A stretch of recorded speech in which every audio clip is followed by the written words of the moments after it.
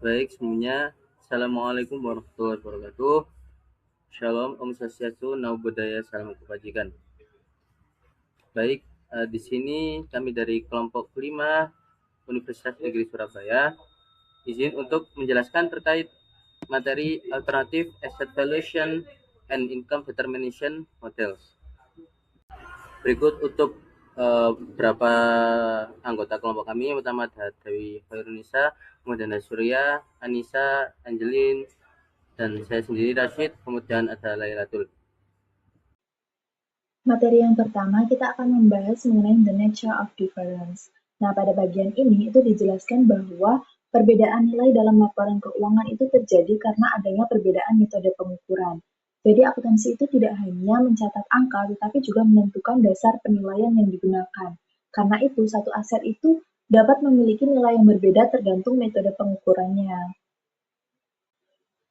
Dalam akuntansi itu mengenal 4 atribut utama pengukuran.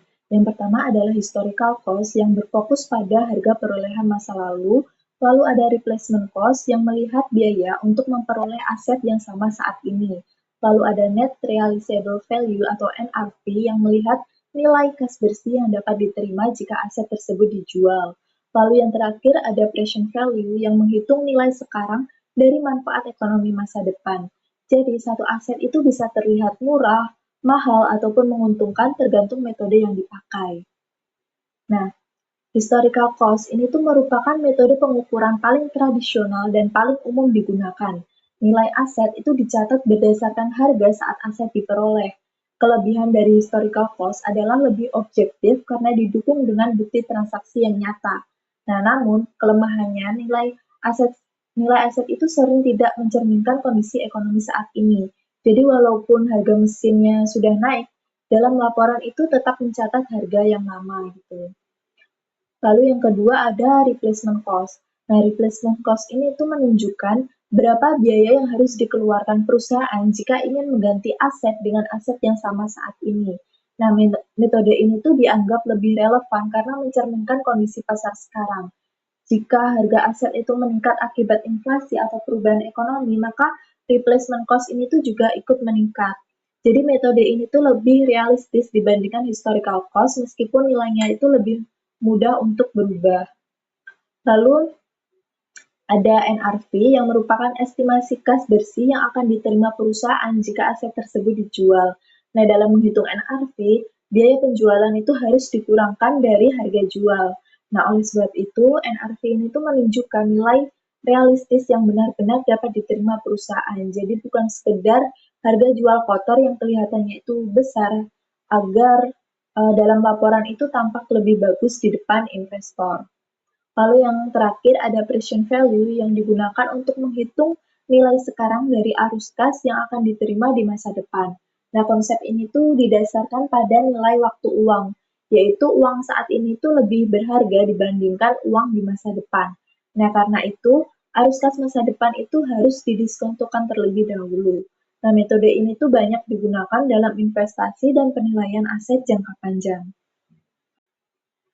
Keempat atribut pengukuran dalam akuntansi itu dapat diklasifikasikan dalam 3 cara. Yang pertama yaitu berdasarkan fokus waktunya. Nah, untuk historical cost itu berorientasi pada masa lalu karena menggunakan nilai saat transaksi tersebut terjadi.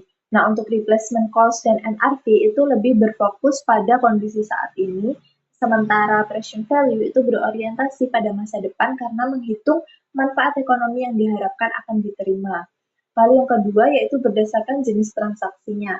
Nah, untuk historical cost dan replacement cost ini tuh berkaitan dengan proses perolehan aset atau timbulnya kewajiban. Sebaliknya, NRV dan present value ini tuh berkaitan dengan pelepasan aset atau pelunasan kewajiban. Lalu yang ketiga yaitu berdasarkan sifat peristiwa. Nah, untuk historical cost ini tuh berasal dari actual event atau peristiwa nyata yang sudah terjadi. Nah, untuk present value ini berasal dari expected event karena didasarkan pada estimasi arus kas masa depan. Nah, sedangkan replacement cost dan NRV ini berasal dari hypothetical event, yaitu situasi yang diasumsikan seolah transaksi terjadi saat ini. Nah, dalam akuntansi itu terdapat dua satuan pengukuran utama. Units of money ini tuh menggunakan nominal uang biasa tanpa memperhatikan perubahan daya beli akibat inflasi.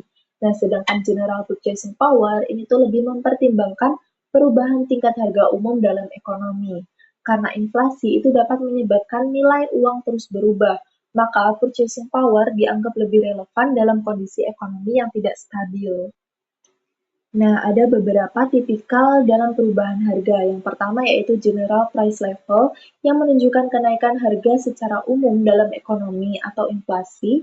Lalu yang kedua ada specific price level yang menunjukkan perubahan harga barang-barang tertentu, misalnya harga minyak atau emas.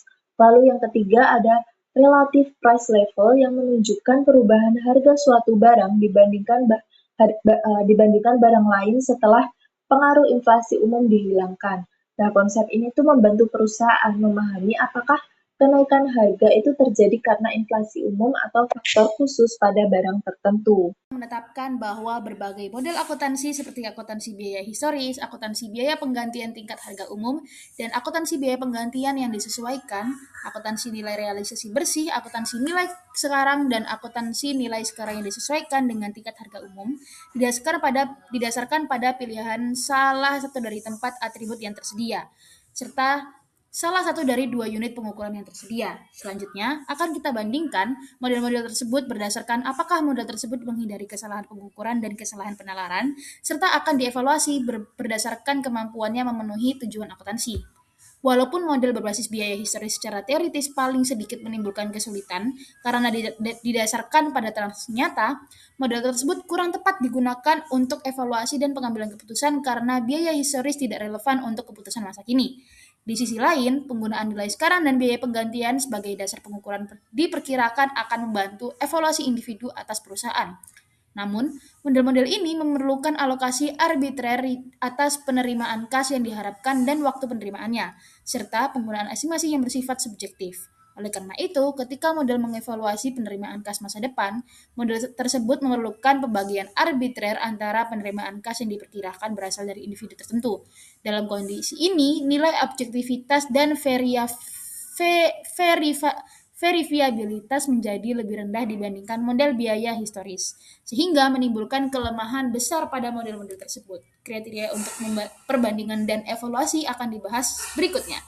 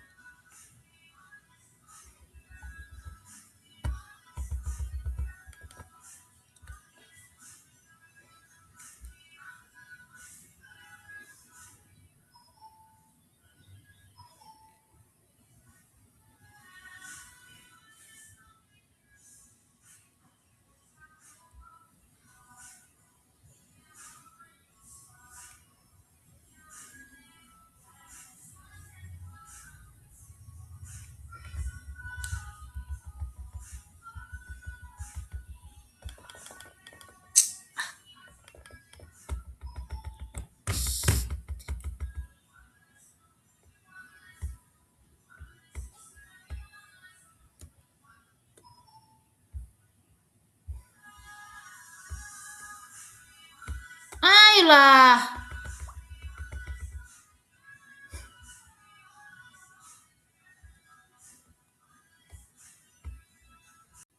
Nah, yang pertama adalah kesalahan waktu.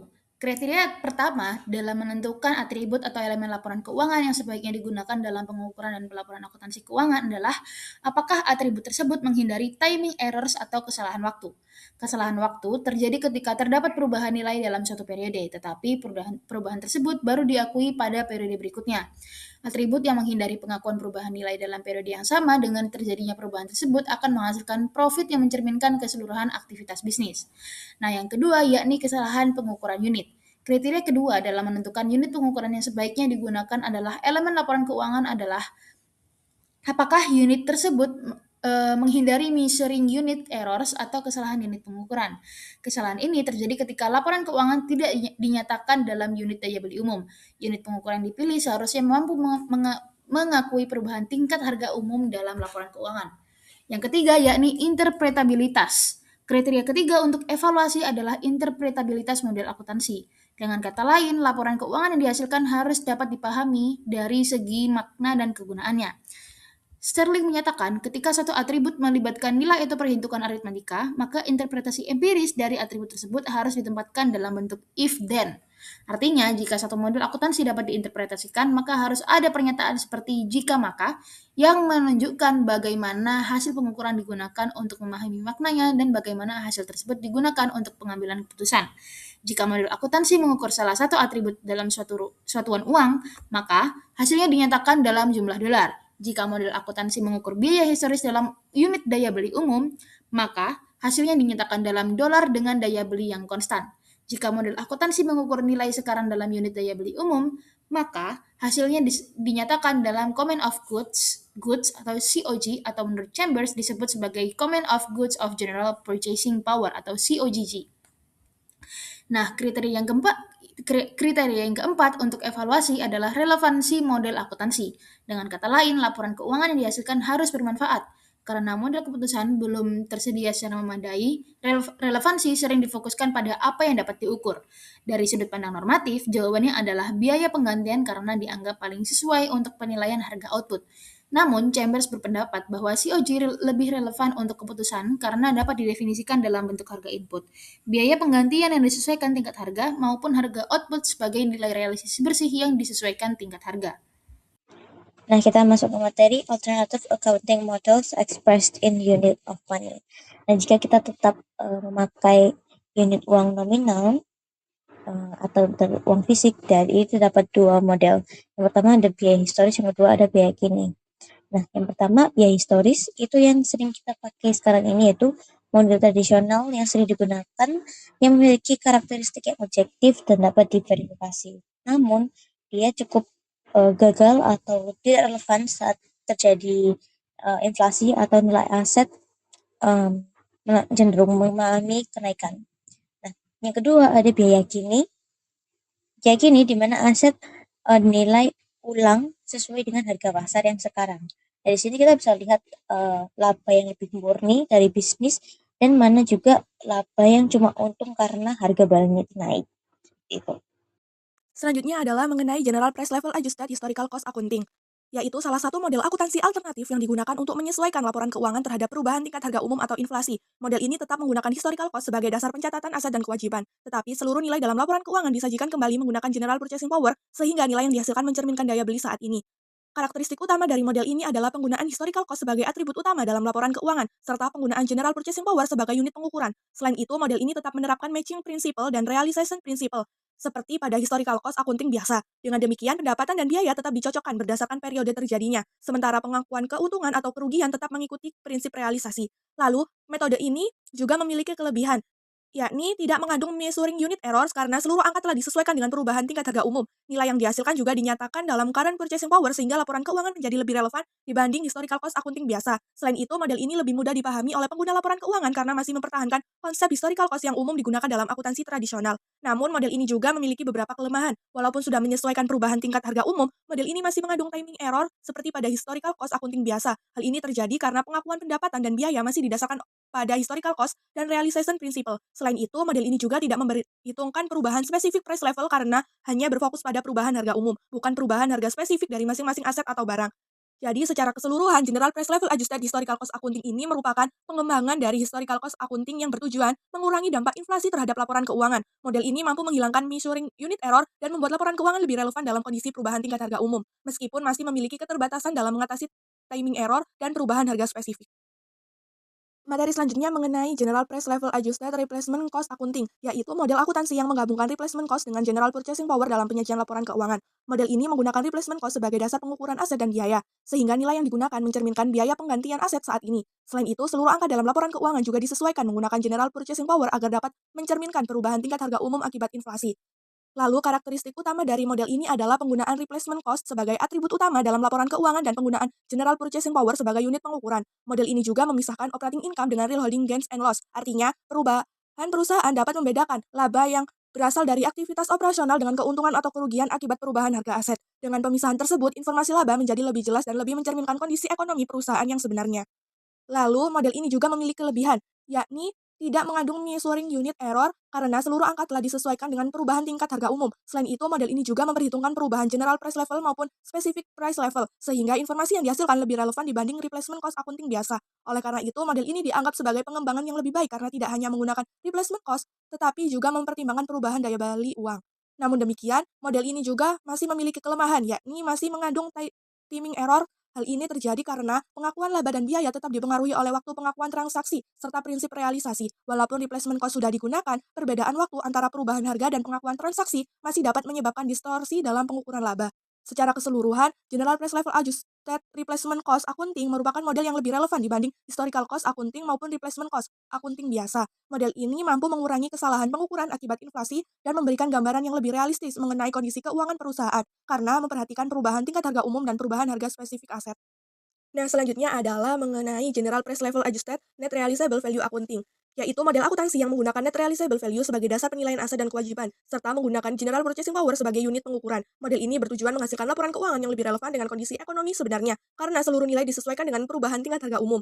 Karakteristik utama dari model ini adalah penggunaan Net Realizable Value sebagai atribut utama dalam laporan keuangan. Artinya, aset dinilai berdasarkan nilai realisasi bersih atau nilai yang dapat diperoleh jika aset tersebut dijual. Selain itu, model ini juga menggunakan General Purchasing Power sehingga seluruh angka dalam laporan keuangan dinyatakan dalam Current Purchasing Power. Berbeda dengan model sebelumnya, model ini tidak menggunakan Realization Principle, sehingga keuntungan atau kerugian dapat diakui meskipun belum direalisasikan melalui transaksi penjualan. Model ini juga memiliki kelebihan, yakni tidak mengandung timing error maupun measuring unit error. Hal tersebut karena model ini sudah memperhitungkan perubahan tingkat harga umum sekaligus menggunakan nilai aset yang paling mendekati kondisi ekonomi saat ini. Oleh sebab itu, model ini dianggap menghasilkan informasi yang paling relevan dibanding model akuntansi lainnya. Selain itu, model ini mampu memberikan gambaran yang lebih realistis mengenai operating income serta holding gains and loss perusahaan. Model ini juga masih memiliki kekurangan atau karakteristik tambahan, yakni mengukur operating income serta holding gain and loss secara langsung dengan seluruh angka dinyatakan dalam Current Purchasing Power. Walaupun menghasilkan informasi yang sangat relevan, pendekatan ini lebih kompleks dibanding model lainnya karena membutuhkan penyesuaian nilai aset secara terus-menerus sesuai kondisi pasar.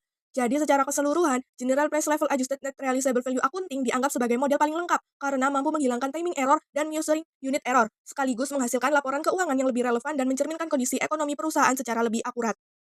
Nah, selanjutnya adalah perbandingan berbagai alternatif accounting model berdasarkan jenis error, interpretasi, dan relevansi informasi yang dihasilkan dalam laporan keuangan. Perbandingan ini bertujuan untuk menunjukkan model akuntansi mana yang paling mampu menghasilkan informasi keuangan yang relevan dan mencerminkan kondisi ekonomi perusahaan secara akurat, terutama dalam kondisi perubahan tingkat harga umum atau inflasi. Model yang pertama adalah historical cost accounting. Model ini masih mengandung timing error dan measuring unit error karena menggunakan historical cost tanpa penyesuaian terhadap perubahan daya beli uang.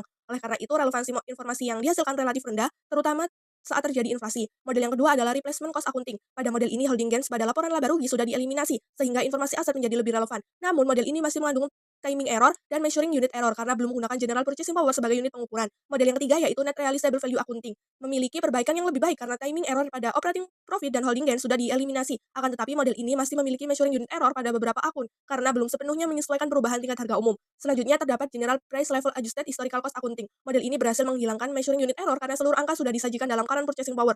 Namun, model ini masih mengandung timing error karena tetap menggunakan historical cost dan realization principle. Model yang kelima adalah General Price Level Adjusted Replacement Cost Accounting. Model ini lebih baik karena mampu menghilangkan measuring unit error sekaligus mengurangi holding gains yang bersifat semu. Selain itu, informasi yang dihasilkan lebih relevan karena mempertimbangkan perubahan tingkat harga umum dan specific price level. Walaupun demikian, model ini masih memiliki timing error. Model yang terakhir yaitu General Price Level Adjusted Net Realizable Value Accounting. Dianggap sebagai model paling lengkap dan paling relevan. Model ini tidak mengandung timing error maupun measuring unit error karena menggunakan net realizable value dan seluruh angka disajikan dalam current purchasing power. Oleh karena itu, model ini mampu memberikan informasi yang paling relevan dan paling mencerminkan kondisi ekonomi perusahaan yang sebenarnya. Jadi secara keseluruhan, slide ini tuh menunjukkan bahwa semakin lengkap penyesuaian terhadap perubahan tingkat harga umum dan nilai ekonomi aset, maka semakin relevan pula informasi pada laporan keuangan yang dihasilkan. Karena itu, General Price Level Adjusted Net Realizable Value Accounting dianggap sebagai model terbaik di antara alternatif model akuntansi lainnya.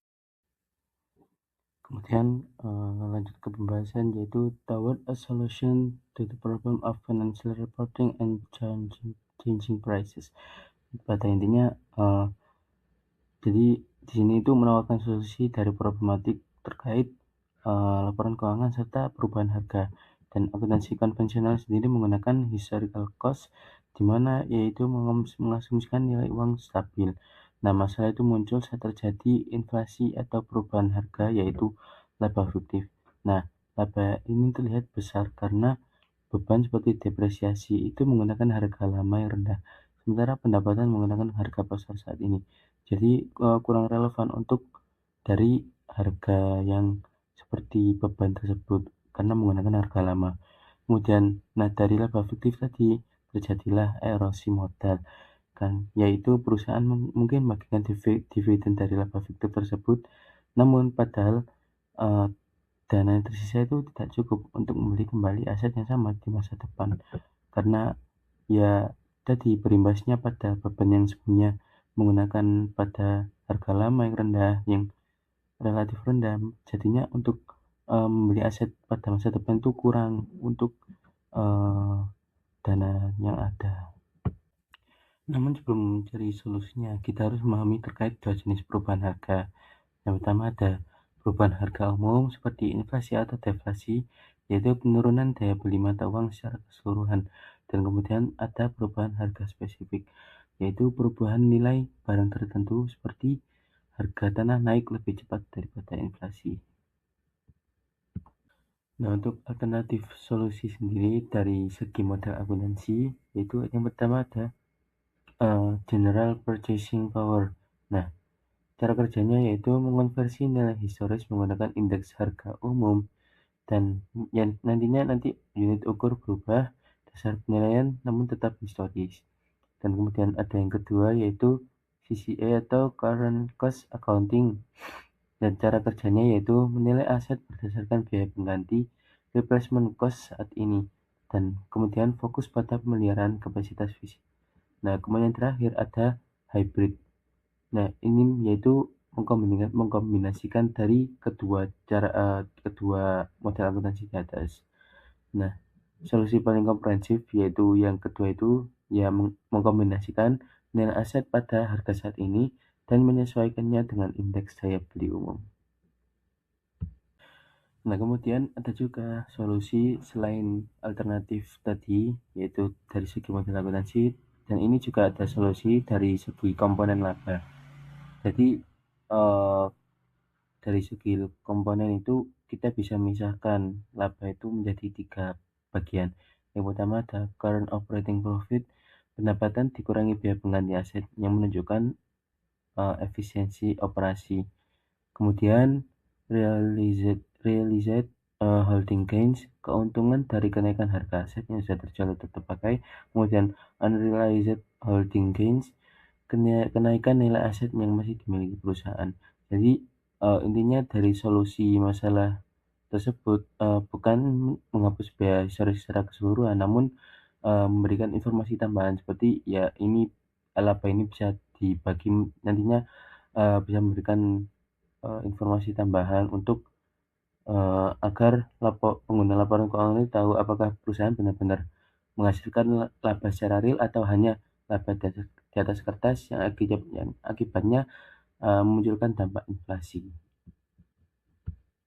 Kesimpulannya, kami telah membahas berbagai model penilaian aset dan penentuan laba yang dapat digunakan dalam laporan keuangan.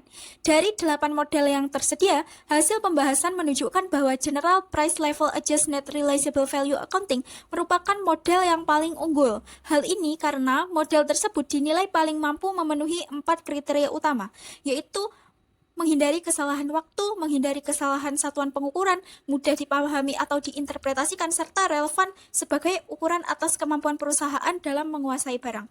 Sementara, current value model memang secara teoritis lebih baik, tetapi tidak dipilih karena tingkat subjektivitasnya tinggi dan penerapannya masih sulit dilakukan secara praktis. Oleh karena itu, model General Price Level Adjusted Net Realizable Value Accounting dianggap paling mendekati konsep laba yang ideal. Baik, sekian penjelasan dari kelompok kami, dari kelompok 5. Kami mohon maaf apabila terdapat kesalahan kata maupun tutur kata yang kurang berkenan. Kemudian terima kasih atas perhatiannya, kurang lebihnya mohon maaf. Wassalamualaikum warahmatullahi wabarakatuh.